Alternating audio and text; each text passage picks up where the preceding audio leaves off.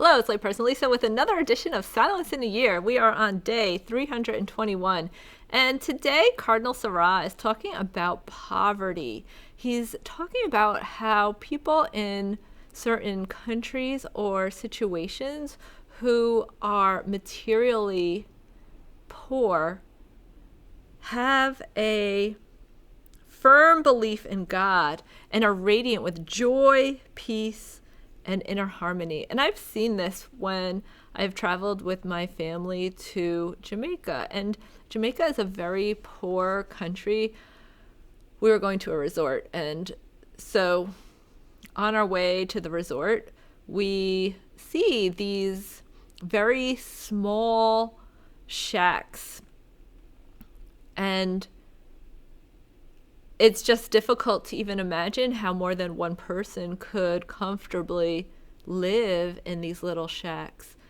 But when we would talk to the people who worked at the resort, and they would tell us that they wash their clothes by hand and they have to walk like 3 miles to get the bus to go to work. Yet they still have this great joy. Even though they are materially poor, they're just so rich in spirit. And it's beautiful to see their joy. I remember one time we were on a snorkel excursion and it started to thunder. And so, they called us back to it was off of a boat. So they called us back onto the boat and it started to pour. Like, you couldn't even see where we were going. And I was pretty nervous, because they're beeping the horn of the boat, so that I'm imagining the other boats around know we're here so they don't crash. And so, but then I noticed their joy. Like, the two guys who are driving the boat, they were singing and dancing, and then that had an effect on me. I wasn't so worried. I wasn't so worried anymore. I was like, okay, well, they're trusting that they will get us back safely. And that's what we are called to do as well. We're called to trust the Lord with all of our heart. And that's what being poor in spirit is, to true, full dependence on God. And when we have this great trust, then we can fully obey him when the Lord is calling us to do things for him. We don't get that hesitancy or let fear stop us. Okay, you know what? Lord, I'm a little anxious about this, but I know this is what you're calling me to do. I know you are with me. I know you will be with me when I am doing what you are calling me to do.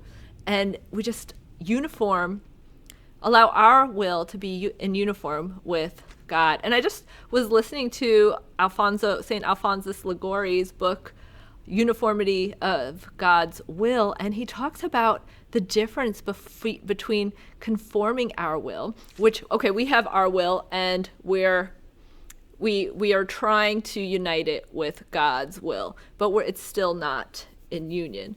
But when we have this uniformity, then there's no hesitation, because we know when we have this deep intimacy with God and we just surrender our will to be united with his will, and we just allow him to be fully present to us and open our hearts up to him in all that we do, and just become more aware of his voice, more aware of his presence, more aware of what he's calling us to do, then we have this uniformity with his will, and that our will and his will are one.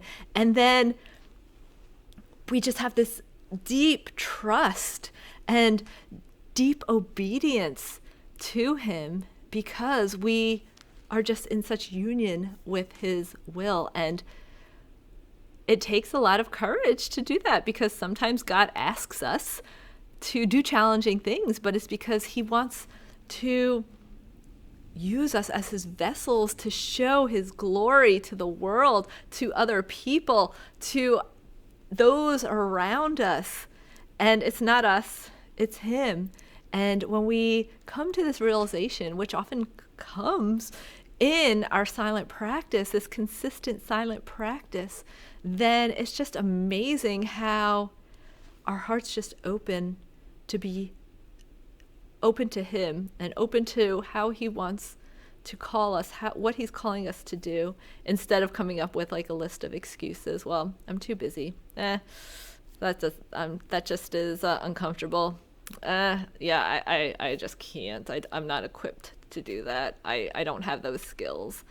But yet when our will and the Lord's will are uniform, he can do all things through us, because he is our strength and he is our hope, and he just leads us and guides us. So where in your life do you need to have an increase in poverty of spirit, to be more dependent on God? Because all of us have things that we're just holding on to and not fully opening up to the Lord.